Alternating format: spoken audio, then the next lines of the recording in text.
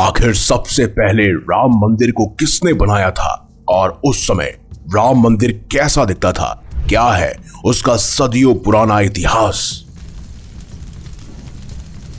भगवान राम की नगरी अयोध्या, जहां एक पुत्र का पिता के प्रति समर्पण, त्याग, बलिदान और सम्मान दिखाया जाता है, जहां भाइयों के बीच अनंत प्रेम, पति और पत्नी के बीच अटूट संबंध और साथ ही जहां मित्रता में छोटा बड़ा या राजा रंग भी नहीं देखा जाता, जहां न्याय के लिए युद्ध और अपनों के लिए बलिदान देखने को मिलता है।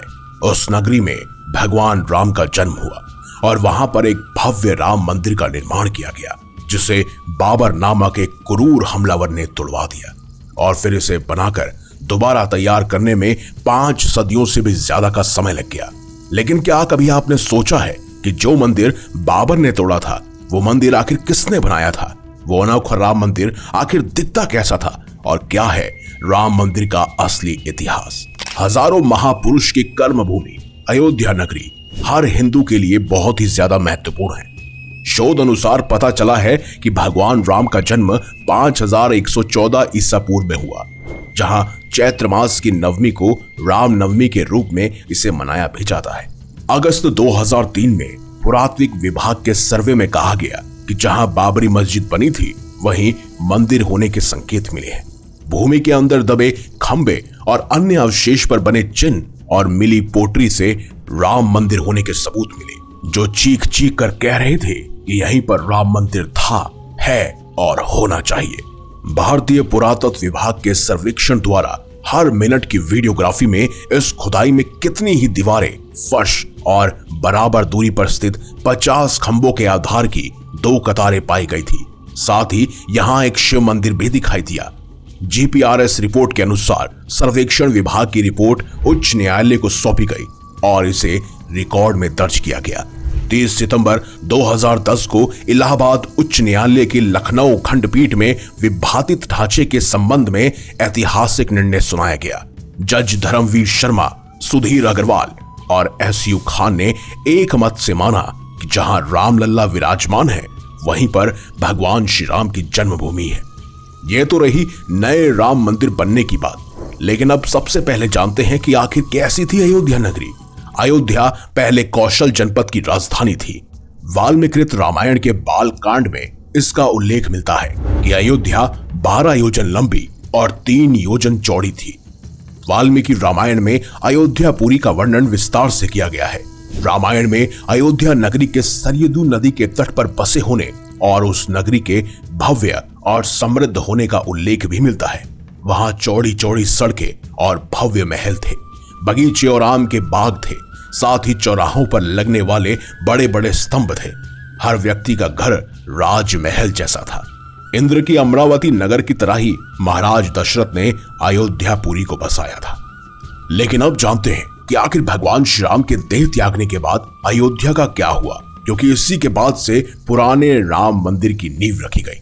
भगवान राम के जल समाधि लेने के पश्चात अयोध्या कुछ काल के लिए उजाड़ सी हो गई, लेकिन उनकी जन्मभूमि पर बना महल वैसा का वैसा ही था। भगवान श्री राम के पुत्र कुश ने एक बार पुनः राजधानी अयोध्या का पुनर्निर्माण करवाया।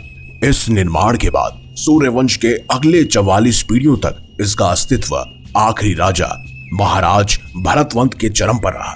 राजा भरतवंत की मृत्यु महाभारत युद्ध में अभिमन्यु के हाथों हुई थी और ये कौरवों की ओर से युद्ध लड़े थे। महाभारत के युद्ध के बाद अयोध्या उजाड़ सी हो गई, मगर श्री राम की जन्मभूमि का अस्तित्व फिर से बना रहा। ये सब तो आप जानते ही हैं कि बाबर के क्रूर सेनापति मीर बांकी ने वहां पर स्थित राम मंदिर को तोड़ा था और उस पर एक मस्जिद का ढांचा खड़ा कर दिया। लेकिन क्या आप जानते हैं कि उस मंदिर को आखिर बनाया किसने? कहते हैं उज्जैन के चक्रवर्ती सम्राट विक्रमादित्य शिकार करते हुए अयोध्या पहुंच गए। विक्रमादित्य को इस भूमि में कुछ चमत्कार दिखाई देने लगे। तब उन्होंने खोज आरंभ की और पास के ही एक योगी और संतों की कृपा से उन्हें ज्ञात हुआ कि यह श्री राम की अवध भूमि है। उन संतों के निर्देश से सम्राट ने यहाँ पर एक भव्य राम मंदिर और साथ ही कूप सरोवर महल बनवाए, ताकि लोग जो यहाँ पर पूजा पाठ करने आए वो यहाँ पर खाना बना सके, पानी पी सके और यहाँ पर रैन बसेरा भी कर सके। कहते हैं कि चक्रवर्ती सम्राट विक्रमादित्य ने श्री राम जन्मभूमि पर काले रंग के कसौटी पत्थर वाले 84 स्तंभ पर विशाल मंदिर का निर्माण करवाया था। इस मंदिर की भव्यता देखते ही बनती थी। विक्रमादित्य के बाद के राजाओं ने उस समय पर इस मंदिर की देखरेख की। उनमें से एक शुंग वंश के प्रथम शासक पुष्यमित्र शुंग ने भी मंदिर का जीर्णोद्धार करवाया। राजा पुष्यमित्र का एक शिलालेख अयोध्या से प्राप्त हुआ था, जिसमें उनके द्वारा 2 अश्वमेघ यज्ञों के किए जाने का वर्णन भी मिलता है। उनके अभिलेखों से ज्ञात होता है कि गुप्त वंशीय चंद्रगुप्त द्वितीय के समय में और तत्पश्चात काफी समय तक अयोध्या गुप्त साम्राज्य की राजधानी भी रही। गुप्तकालीन महाकवि कालिदास ने अयोध्या और रघुवंश का कई बार उल्लेख किया। अब इतिहास में भी इसके साक्ष्य मौजूद थे। चीनी भिक्षु फाहियान ने कई सारे बौद्ध मठों का रिकॉर्ड रखा था। यहाँ पर 7वीं शताब्दी में चीन यात्री हिंग संग आया था। उसके अनुसार यहाँ पर 20 बौद्ध मंदिर थे और 3000 भिक्षु यहाँ रहते थे और यहाँ हिंदुओं का प्रमुख और भव्य राम मंदिर भी था, जहाँ रोज हजारों की संख्या में लोग दर्शन करने आते थे। इसके बाद 11वीं शताब्दी में कन्नौज नरेश जयचंद आया तो उसने मंदिर पर सम्राट विक्रमादित्य के शिलालेख को उखाड़कर अपना नाम लिखवा दिया। पानीपत के युद्ध के बाद जयचंद का भी अंत हो गया। इसके बाद भारतवर्ष पर आक्रांताओं का आक्रमण बढ़ता गया। आक्रमणकारियों ने काशी मथुरा के साथ साथ अयोध्या में भी लूटपाट की और पुजारियों की हत्या कर मंदिर और मूर्तियों को तोड़ने का कर्म जारी रखा। लेकिन 14वीं शताब्दी के अंत में अयोध्या में राम मंदिर को तोड़ने में आक्रांता सफल नहीं हो पाए। कई आक्रमण के बाद भी सभी तूफानों और मुसीबतों को झेलता हुआ श्री राम की जन्मभूमि पर बना भव्य मंदिर 14वीं शताब्दी तक बचा रहा और खड़ा रहा। कहते हैं सिकंदर लोदी के शासनकाल के दौरान यह मंदिर मौजूद था। अंततः 1527 से लेकर 1528 में अयोध्या में स्थित भव्य राम मंदिर को तोड़ा गया और उसकी जगह पर बाबरी ढांचा खड़ा कर दिया गया। कहते हैं मुगल साम्राज्य के संस्थापक बाबर के एक सेनापति ने बिहार अभियान के समय अयोध्या में श्री राम के जन्म स्थान पर स्थित प्राचीन और भव्य मंदिर को तोड़कर एक मस्जिद का ढांचा खड़ा कर दिया, जो 1992 तक विद्यमान रही। बाबरनामा के अनुसार 1528 में अयोध्या पड़ाव के दौरान बाबर ने मस्जिद निर्माण का आदेश दिया था, परंतु अब एक सुखद समाचार है, वहां पर राम मंदिर का निर्माण हो चुका है।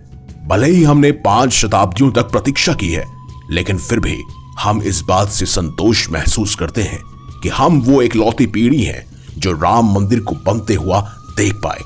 और 22 जनवरी 2024 को यहाँ राम लल्ला की मूर्ति की प्राण प्रतिष्ठा भी हुई, जिसमें भारतवर्ष में हर्ष और उल्लास के साथ दिवाली मनाई गई। इसी 22 जनवरी 2025 को राम मंदिर को बने हुए 1 साल हो जाएगा। उसकी स्थापना को भी 1 साल हो जाएगा।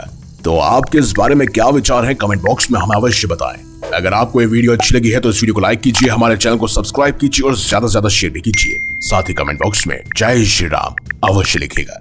तो मिलेंगे अगली बार एक नई खास वीडियो के साथ। अब तक देखते रहिए संपूर्ण ज्ञान का केंद्र बिंदु मिस्टीरियस हिंदू।